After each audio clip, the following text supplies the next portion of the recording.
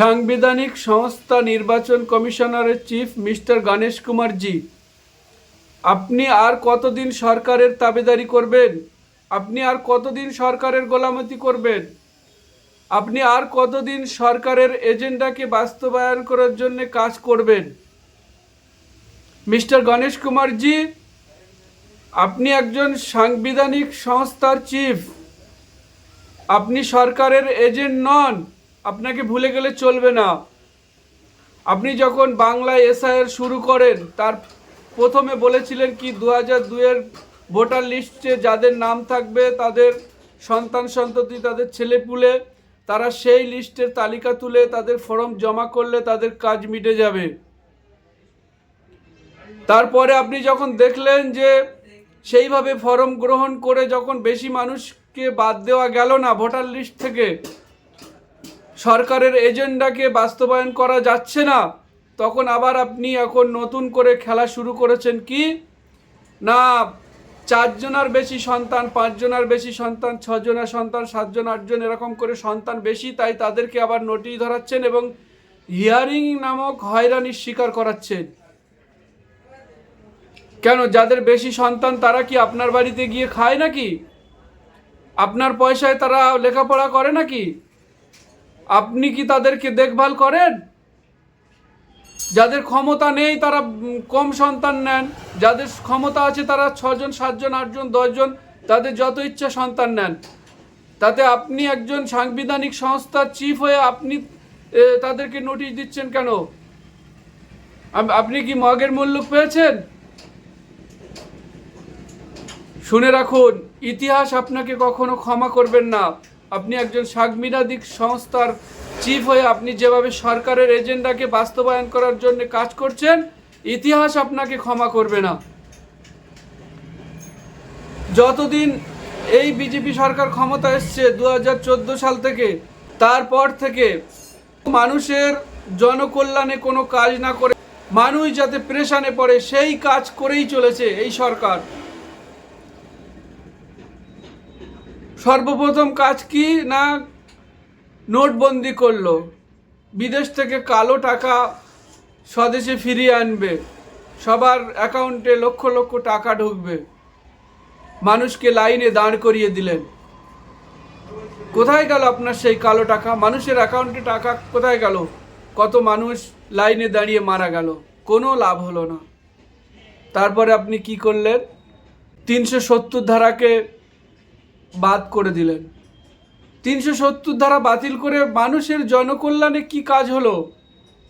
কোনোই কাজ হলো না। তারপরে আপনি কি করলেন?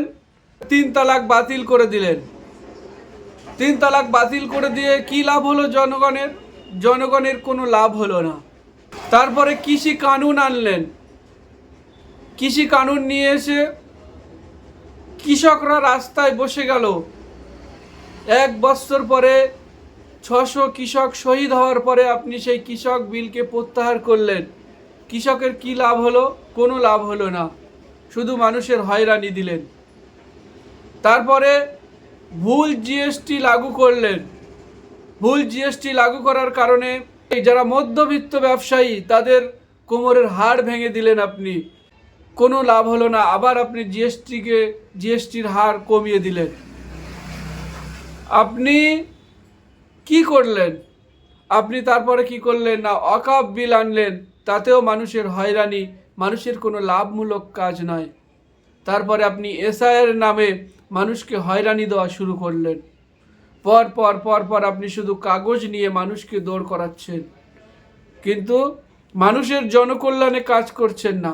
যখন আপনি ক্ষমতা আসেননি বিজেপি সরকার, তখন আপনারা দাবি করতেন যে 68 টাকা ডলার হয়ে গেছে, 65 টাকা ডলার হয়ে গেছে দাম, $1 কিনতে গেলে 65 টাকা দিতে হয়।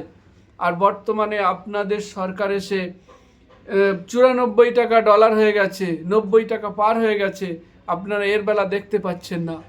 সারা পৃথিবীর মানুষ যখন তাদের ইকোনমিক গ্রোথ নিয়ে চেষ্টা করছে, বড় বড় দেশ তারা যখন নিজেদের দেশকে গ্রোথ করার চেষ্টা করছে, বিশ্বব্যাপী প্রতিদ্বন্দ্বিতা করছেন কিভাবে তাদের দেশকে ব্যবসায়িক দিক থেকে আগিয়ে নিয়ে যাওয়া যায়, আর সেই সময় আপনি আপনার নিজের দেশের নাগরিককে আপনি হেনস্থা করাচ্ছেন, শুধু কাগজ নিয়ে দৌড় করাচ্ছেন। শুনে রাখবেন বিজেপি সরকার, আপনাকেও ইতিহাস কখনো ক্ষমা করবেন না যে আপনারা এইভাবে মানুষের শুধু হয়রানি করেছিলেন। আর তার সঙ্গে সঙ্গে সাংবিধানিক সংস্থার চিফ শ্রী গণেশ কুমারজি, আপনাকেও মানুষ ক্ষমা করবেন না, যার কারণ হচ্ছে আপনি এই বিজেপি সরকারের দাবিদারি করছেন। এটা মগের মুল্লুক পেয়েছেন নাকি? যারা বংশ পরম্পরায় ধরে বছর বছর ধরে যারা ভোট দিয়ে এসেছে, সরকারকে নির্বাচন করে এসেছে, আজকে তাদেরকে এই লাইনে দাঁড় করাচ্ছেন, তাদেরকে প্রমাণ করাচ্ছেন যে তারা নাগরিক কিনা। এটা একটা বিদেশের মাটিতে হলে মানুষ সহ্য করে নিত, কিন্তু দেশের মাটিতে তাকে দেশের সন্তান কিনা তাকে প্রমাণ দিতে হচ্ছে। মানুষ কখনো ক্ষমা করে দিলেও ইতিহাস কখনো ক্ষমা করবেন না। সকলে ভালো থাকুন, সুস্থ থাকুন, আর ভিডিওটা বেশি বেশি শেয়ার করুন।